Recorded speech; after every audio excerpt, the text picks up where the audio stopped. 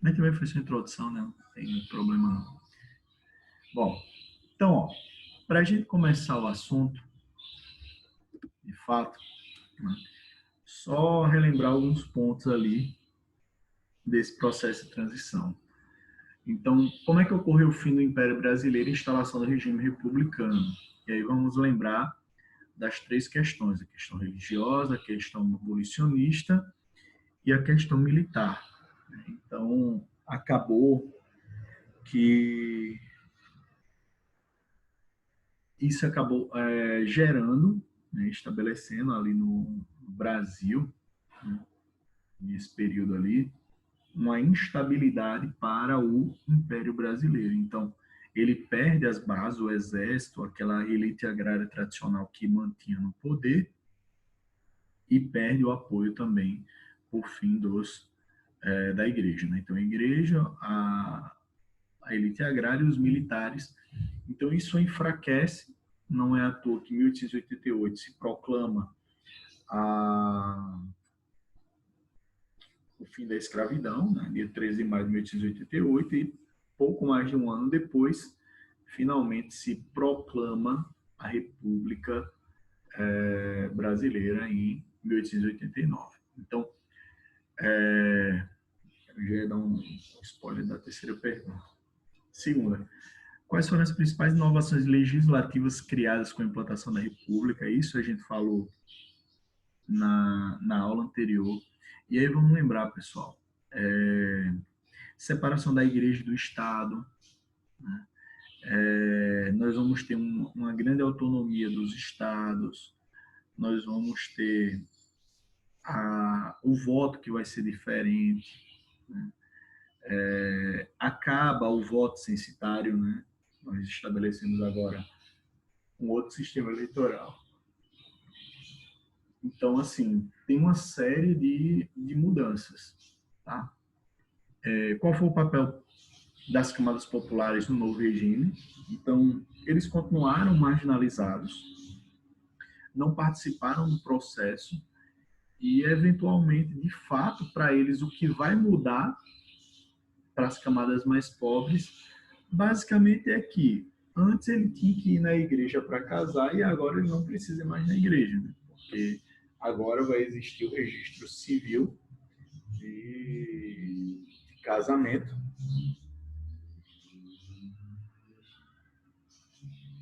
e de nascimento. Então, não vai mais existir. Né? Então, é basicamente isso o que, o que acontece. Né? E quais as mudanças que se estabelecem aí, né? Nessas mudanças e permanências dos grupos, né? Que estavam ali no poder. Então, basicamente é o seguinte: antes nós tínhamos os amigos do rei e agora nós temos os amigos do presidente. Mas vai continuar aquele processo de exclusão, de marginalização, vai continuar a mesma coisa. Não tem grandes mudanças aí não. Tanto que quando os militares eles apoiaram, né, o movimento republicano, eles queriam, na verdade, um pouquinho mais de espaço. Né? Imaginaram que o sistema republicano seria mais democrático, seria mais igualitário, e a gente vai ver que a situação, pelo menos que acontece no Brasil, não é bem assim. Tá bom? Então vamos lá. Eu trouxe a título de curiosidade aqui para vocês só uns trechos da Constituição de 1891. O que eu quero aqui, né, que a gente preste atenção, é esse artigo 6º. O governo federal não poderá intervir em negócios peculiares aos estados. Então, a partir de agora, o Brasil, entre 1891, que é quando foi aprovada essa Constituição, até 1930, o Brasil, pela primeira e talvez única vez na história, viveu realmente um pacto federativo. Então, nós vamos ter uma liberdade maior por parte dos estados a partir da Constituição de 1891. Mas até lá a situação, como a gente sabe, como é hoje, é extremamente centralizadora. Então, assim, essa Constituição ela deu muita autonomia para os estados, tanto que é justamente a partir dela que se criam as polícias militares. Então, as polícias militares, quando elas foram idealizadas, eram para ser uma espécie de mini exército do Estado. Então, assim, ele tinha, né, toda aquela hierarquização, inclusive eles poderiam ter armas do mesmo porte do exército. Então, tipo, poderia ter tanque de guerra, poderia ter forças armadas, na verdade, de maneira geral. Seria o equivalente hoje a estados, por exemplo, que tem litoral, poder ter marinha, né, ter porta-aviões, enfim, não existia limitação para o poder, era para servir como uma espécie de mini forças armadas mesmo. Porque a ideia era de dar liberdade, a máxima liberdade para os estados, né, para essas as antigas províncias, tá bom? Então é basicamente isso. Aqui é um pouco dessa organização do que vai mudar no Brasil durante esse período. Então, como eu disse, a adoção do modelo federalista, ampla autonomia para os estados legislarem, certo? Sobre diversos assuntos, que antes era bem restrito. Hoje, basicamente, por exemplo, os estados eles só podem legislar sobre tributação, podem legislar sobre uma outra coisa de trânsito, mas eu creio que só tem autonomia, né? E sobre as leis que regem o funcionalismo público, mas de resto não é. Agora sim, óbvio que não chegava a ser uma liberdade como é, por exemplo, nos Estados Unidos, né? Tipo, vai ter estado que tem pena de morte, outros que não tem, maioridade penal lá muda de estado para estado, não chegava a essa liberdade, tá? Mas, se comparado ao que era anteriormente, toda aquela centralização de poder nas mãos do imperador, isso aí, óbvio, vai deixar de existir. Ou, pelo menos, vai diminuir enormemente. Uma coisa que também é extremamente como é? Que parece uma besteira, certo? Mas que quando a gente vai ver no final das contas acaba influenciando, né, um pouco, e eu já vi gente que errar a questão por isso, é que assim, durante o Império nós tínhamos os chamados presidentes de província, tá? Quando se instala a República, passa a se chamar presidente de Estado. Parece uma besteira? Parece. Mas eu já vi gente errar a questão porque a alternativa correta estava lá, o presidente de Estado, não sei o que, a pessoa, está errado, que presidente da República. E aí, tipo, levou uma situada por conta disso. Então, durante a República Velha, se chamava presidente de Estado, tá bom? Adoção do regime presidencialista e tripartição dos poderes, executivo, legislativo e judiciário. Portanto, nós temos a exclusão do quarto poder que existia durante o Império. Qual era esse poder que existia? Moderador. Exatamente. Então, deixa de existir o poder moderador, pessoal. Então, ele não existe mais. Então, nós vamos ter só os três aí. Outro, o voto. Falou, isso aí eu bati na tecla para vocês várias vezes, né? que quando a gente fala de império, voto censitário. Quando nós falamos de república, esqueça o voto censitário. Então, assim, vai ter uma série de medidas que a gente vai falar agora que vai meio que estabelecer, né, essa questão censitária. Mas a lei não vai dizer, ó, você precisa ganhar tanto para ser eleitor. Não vai ter isso. Vai ter outros processos de exclusão. Então, ó, o voto ele era direto. Então, antes existia o voto de paróquia. Né? Então, você era eleitor de paróquia, e aí tem o eleitor provincial, e aí sim o eleitor provincial é que votava em senadores. O eleitor paroquial só votava para a Assembleia Estadual, né? O eleitor provincial é que votava a nível federal. Então, havia essa diferenciação aí, tá bom?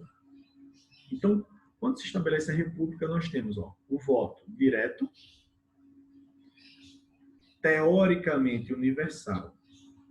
Né? Esse ponto aqui, deixa eu liberar a anotação, eu vou deixar para daqui a pouco.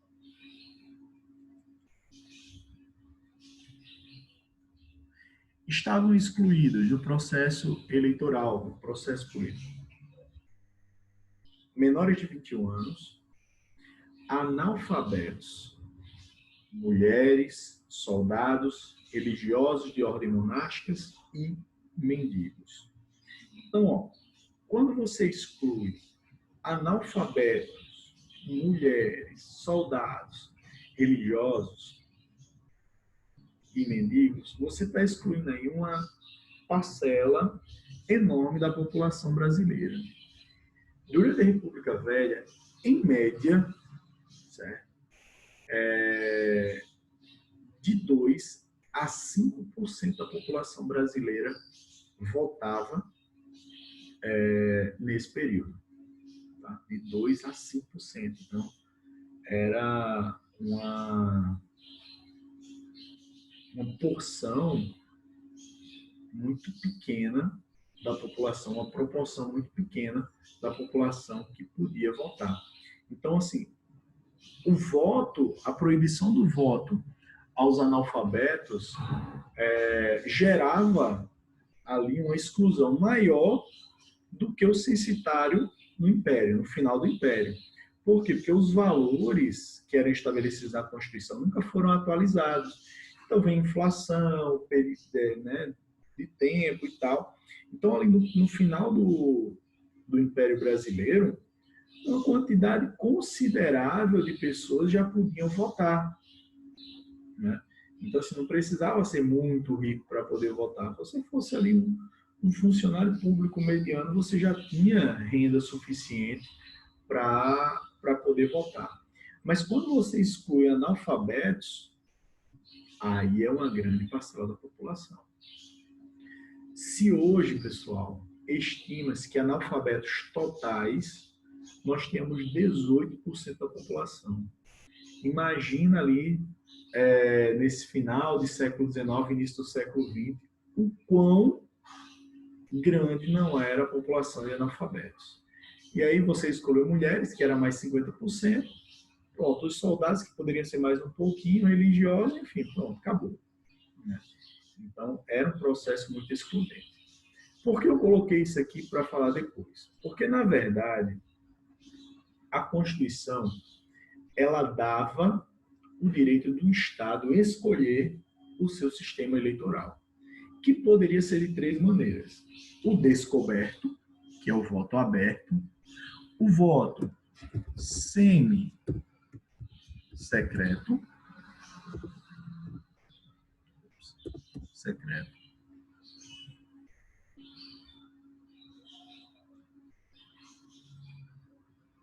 e o voto secreto. Hoje, os estados não podem optar. Então, o voto é secreto e pronto, acabou. Nesse período, os estados eles poderiam optar pelo seu sistema eleitoral. E aí, o que é o voto descoberto, pessoal? A mesma coisa que voto aberto, tá? É a mesma coisa, certo? E aí, como é que estava aqui no Brasil? Isso aí é um cuidado que eu gosto de ter com vocês no ensino médio. Por quê? Para simplificar, né, ali no ensino fundamental, geralmente os professores dizem, o voto era aberto. Né? Então, assim, não é que o voto era aberto. Só um estado, certo? Só um estado que utilizava o voto aberto, que era o estado do Rio Grande do Sul. Todos os outros estados, então todos os outros estados adotavam esse regime aqui, ó, semi-secreto, certo?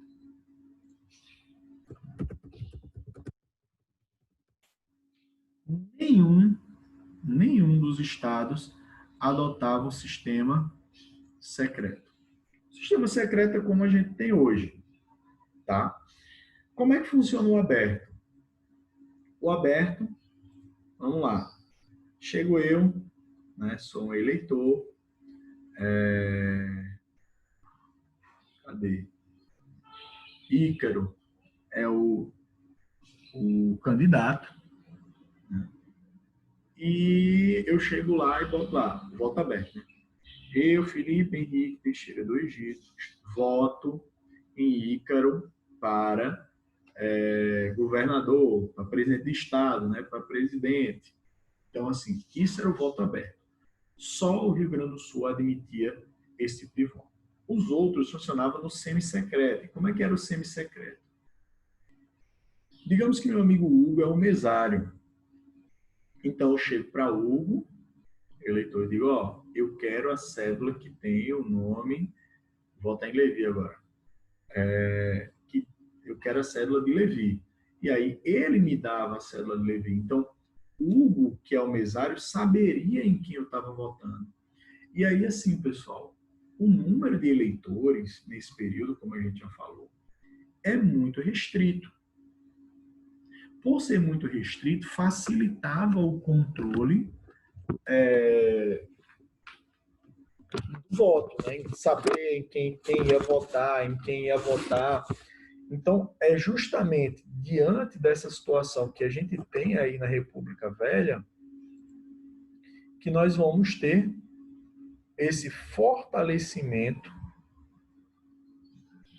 das oligarquias, ou seja, é quando surge, então isso aqui, ó, fortalecimento das oligarquias, é o que a gente vai ver agora no próximo slide, é o que a gente chama de coronelismo. Então, é quando se fortalece aqueles poderes políticos locais, tá bom? E que são as pessoas que de fato detêm o poder. Vai ver agora no próximo slide. Deixa eu só apagar isso aqui.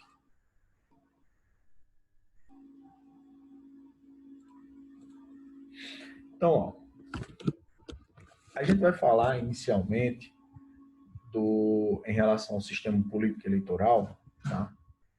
Do coronelismo, certo? Depois a gente fala a nível nacional, quando a gente for falar de política dos governadores e política do café com leite, tá bom? Então, ó, o coronelismo. Então, ó, os municípios, eles eram dominados por famílias políticas. Geralmente, ali, você tinha nas cidades, né, duas famílias disputando poder. Então, você tem família A, família B, enfim, disputando o controle ali sobre o eleitorado. E aí, quem tinha o apoio das elites estaduais, né, daquele coronel, daquela política estadual, é quem de fato conseguia ser eleito. Por exemplo, Da instalação da República Velha, em 1894 até 1897, 98, a gente viveu aqui na Paraíba, que a gente chama de política alvarista. Era um político chamado Álvaro Machado, que estava aqui na Paraíba desde a época do Império ainda, foi trazido por Henrique de Perroan, né?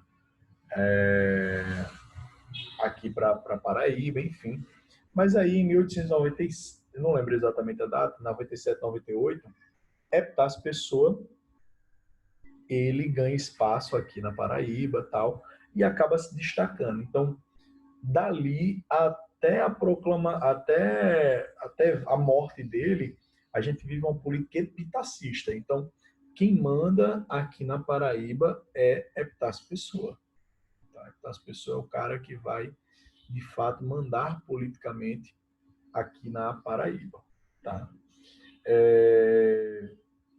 Esses coronéis, como eu disse, por conta do tipo de voto, eles controlavam o voto.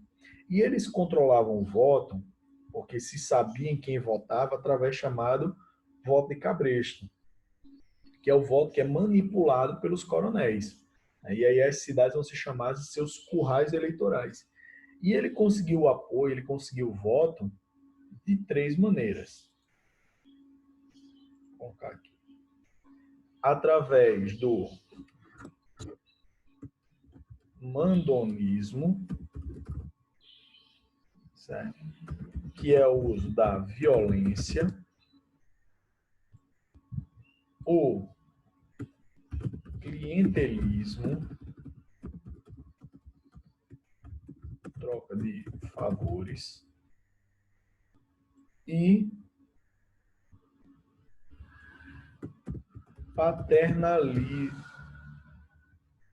paternalismo, que é a empatia. Então, os caras conseguiam voto dessas três maneiras. O mandonismo ele vai estar vinculado aos grupos de cangaço, aos jagunços, né, que eram empregados que cuidavam unicamente dessa parte de intimidação mesmo. Ó, se tu não votar, a gente vai ferir tua família, vai matar tua esposa, vai não sei o quê, enfim. Então, se utilizava muita violência aí durante a República Velha. Muitos se utilizavam dos grupos de cangaceiro. Então, os grupos de cangaceiro, quando chegavam numa cidade, eles ofereciam, entre aspas, ali seu serviço aos coronéis para ameaçar alguém, para fazer alguma coisa do tipo. Então, havia essa prática assim. Essas duas últimas, né, a do clientelismo ainda é muito utilizada até hoje, o paternalismo razoavelmente, mas em cidades menores, mas está mudando um pouquinho, tá bom? Então, ó, o clientelismo é aquela prática que nós temos até hoje. É o famoso, ó, se eu ganhar, tu vai ter um emprego, ou se eu perder, tu perde teu emprego.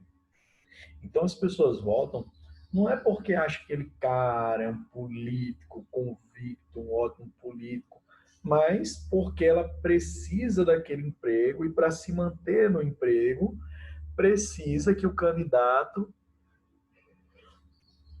A ganhe, que o candidato B perca. E aí ela vai votar no candidato A. Isso existe muito até hoje. E a nível estadual, a nível de grandes cidades, a nível de pequenas cidades, isso é uma prática bastante comum. Então, muitas vezes, inclusive no serviço público, se troca os favores, troca a favor no sentido de você pegar essas pessoas, né? E tipo, época de eleição, agora, né, que a gente está entrando em época de eleição, a gente vê o desespero na cara das pessoas. O desespero daquelas que estão na prefeitura com medo de perder o cargo, E, caso o seu candidato perca,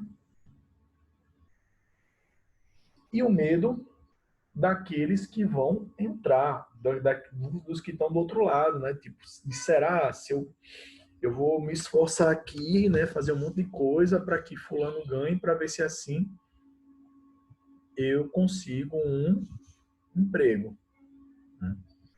Então, tipo, então isso existe muito até hoje. O paternalismo é chamado empatia. Aí a gente vê em cidades um pouco menores. É uma prática que né, eu tenho família numa cidade que é aí, mais ou menos da região, não sei se alguns conhecem, chamada Caiçara. E tipo, eu vejo isso, né? Geralmente nessas cidades assim, pelo menos é lá, você tem basicamente duas, três famílias que dominam a política na cidade. E aí, se você vai pegar as pessoas daquela família, o avô, não sei o quê, do candidato, o pai do candidato, o próprio candidato, os caras apadrinham metade da cidade. Aí o outro candidato de oposição, né, apadrinha a outra metade. Aí as pessoas acabam tipo, vou votar porque, como é o compadre fulano de tal, então vou votar nele, bababá, enfim. Então acaba se tornando uma prática muito comum que nós vemos até hoje. Como eu disse, essa do paternalismo a gente já não vê tanto em núcleos populacionais maiores, mas nos menores ainda existe, né? O manonismo, eu discordo que exista, né, hoje, ou desculpa, eu desconheço que exista, e o clientelismo é a prática mais comum que existe até hoje, tá?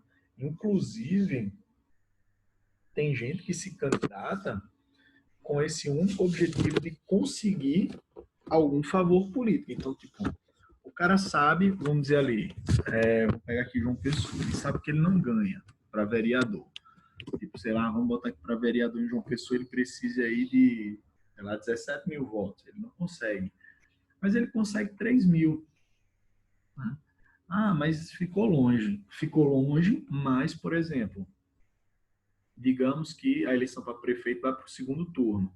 Então, o prefeito sabe que tem que conversar com fulano ali para ele dar apoio, né, o candidato a prefeito, né, para que aquele vereador que teve só 3 mil votos dê o apoio, porque aqueles 3 mil votos podem fazer uma diferença ali para ele na eleição. Aí promete, se eu ganhar, eu te dou uma secretaria, eu te dou ali uma direção de alguma coisa, de alguma empresa, de alguma, enfim. Né? Então, isso acontece muito. Outra coisa, sim, então o voto, né, acabava sendo cabresto, né, que você coloca ali nos animais e tal, para controlar. Por isso que popularmente era chamada aí de curral eleitoral. Né? Os locais, as cidades e tal, eram popularmente chamados de currais eleitorais. E aí, como o voto não era secreto, facilitava o controle dos coronéis. Então, ele sabia em quem cada pessoa estava votando. Mas se, mesmo assim, mesmo com todo aquele controle, o candidato que não é apoiado pelo coronel, lembrando que o coronel não necessariamente vai ser ele o candidato, tá? Não é necessariamente ele pode indicar alguém. Então, digamos que o candidato dele perca ali na eleição. Então, aí existiam as fraudes de bico de pena. Então, aquelas juntas que iam contar os votos, né, numa galáxia muito, muito distante, os votos eles eram contados, né, papel por papel. Eu ainda peguei isso, né? O voto eletrônico ele é relativamente recente, né? Um processo muito novo. Então, tipo, eleição para presidente, meu amigo, resultado era uma semana, 15 dias para sair. O governador não demorava tanto, não, mas uns 2 dias, 3 dias, às vezes, para sair. E vinha a onda de não sei de onde, interior, tal, para contar, era um modo caramba. Mas, enfim. Então, digamos que essas juntas apuradoras percebem que o candidato apoiado lá pelos coronéis não vai ganhar. E aí eles fraudavam as cédulas eleitorais. Então rasgava, modificava, enfim. Então isso poderia acontecer. E, por fim, existia ainda a Comissão de Verificação de Poderes, que era um órgão federal que poderia cassar os mandatos, né, de um candidato eleito, poderia cassar o diploma dele, porque você é eleito, depois você é diplomado, depois você assume, né, o cargo. Então, o corte por parte da Comissão de Verificação de Poderes, né, essa cassação, também era chamado de degola, tá, pessoal? Então, atentem para isso. A degola era quando a Comissão de Verificação de Poderes tirava o direito de um candidato eleito de assumir, que cassava o diploma dele, tá? Nas eleições de 1930, 16 dos 20 deputados da Paraíba, por serem apoiados por João Pessoa, eles foram degolados, né? Porque o governo federal fazia oposição a João Pessoa, por conta dele ter sido vice de Getúlio Vargas, enfim. Então, ó, hoje a gente para aqui, tá? Na próxima semana a gente fala da política nacional e das questões econômicas da República Velha. Tá bom, pessoal? Então, ótima semana para vocês e até segunda-feira. Tchau, tchau.